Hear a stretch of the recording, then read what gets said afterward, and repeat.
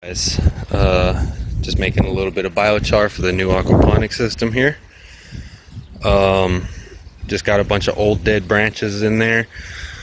There at the bottom, you won't be able to see it till after this is done, but I have an old metal gas can in there that I stuff with other dead branches and whatnot, which I'm actually using old okra stalks, sunflower stalks, and stuff like that from last year's garden.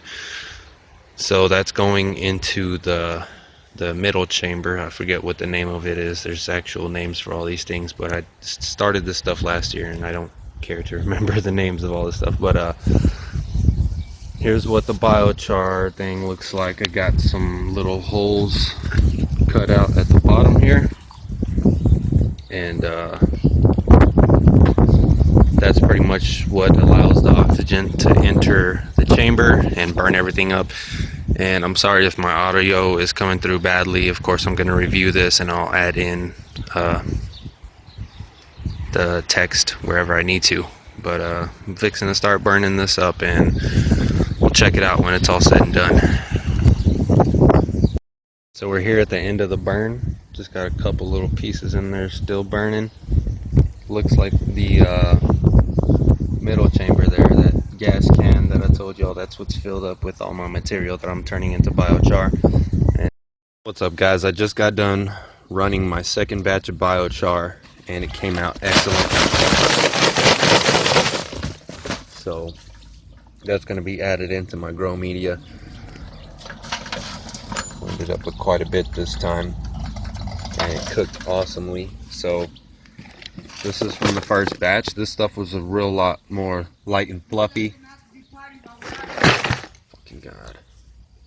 Because I used the okra stalks and actual pieces of okra and even sunflower stalks. And a lot of that stuff came out a little bit smaller. It didn't come out with any... I filled this thing up with the first batch and it only came out with like very, very little. And then with this one, I filled it up with actual sticks, just a bunch of different size sticks, and it came out perfect this time. It came out probably about this high, so I didn't lose very much mass to the actual process, which is good. I'll be having plenty to add into my media bed for my aquaponics system, so I'm looking forward to that. Right now I'm just breaking it down into smaller chunks. It just breaks real simply.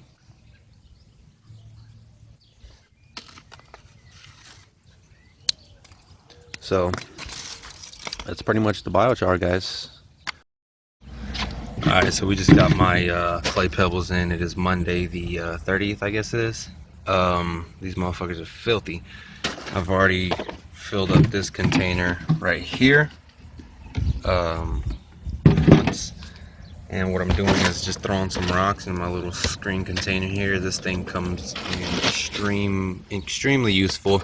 I use this to sift out my biochar. I use this to clean out my media after one of my plants is done flowering after harvest day, and it works awesomely. So this is extremely simple, just a little square bucket with a plastic screen of sorts. You know, those are a good 1/2 inch, 1/2 by 1/2 squares at the bottom.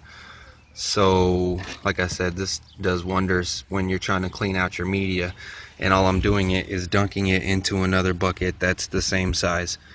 So yeah, guys, I'll check back with you. We're gonna go be 4-to-1 of the grow stones, 4-to-1 clay pebbles to grow stones, and I'm also gonna add in all of the biochar I made, which is about 3-gallon bucket, not even completely full, so it's a pretty good amount, but it's going in there as well.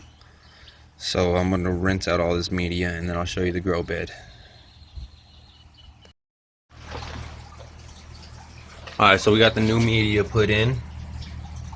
Boom, we got biochar, we got grow stones, and we have clay pebbles. Alright.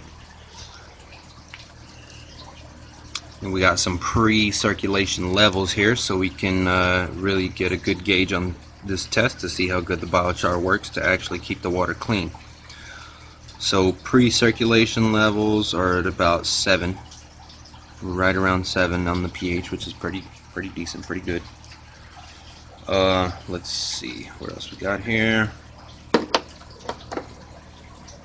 Goldfish are swimming around in there. I just barely fed them. They're actually seeming a little bit stressed out. So today I would do a water change if I was gonna go that route. I've done about 3 water changes up to today. But let's check out nitrates. Nitrite. So it finally looks like we're starting to get some nitrite developing in there between 0.25 and 0.5 ppm. So we finally got that starting. Now let's check out ammonia. Alright, ammonia, way too high. As you can see, it's in the 8 ppm. So this is going to be a pretty good test to see how good this biochar works. I do have 7 goldfish in here, and again, let me go ahead and say a couple of things on my water. So my goldfish are basically going from the same pH of water that they were used to in my other system into the exact same water in my new system. So that's one stress factor that I don't have to worry about, that people who are just putting new fish into their system do have to worry about. Because if you're bringing your fish home from, let's say, Walmart, and you get a couple of goldfish just to start your system out, then there's no telling what the pH of that water is that they're using, for one. And for two, it's probably different than the pH of water that you're using. So again, I'm around 7 all the way. Between 6.5 and 7 is where my system usually sits. But as you can see, my levels, everything's pretty high. And anyway, that's really important thing that you have to factor in when it comes to the stress that my fish are under right now, that other people's fish would probably be under more stress. And again, I've only done 3 water changes. My ammonia level is super high.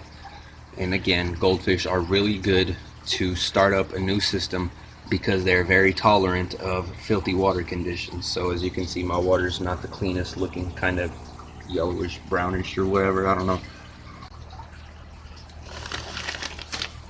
Also, I do use this every time I do a water change.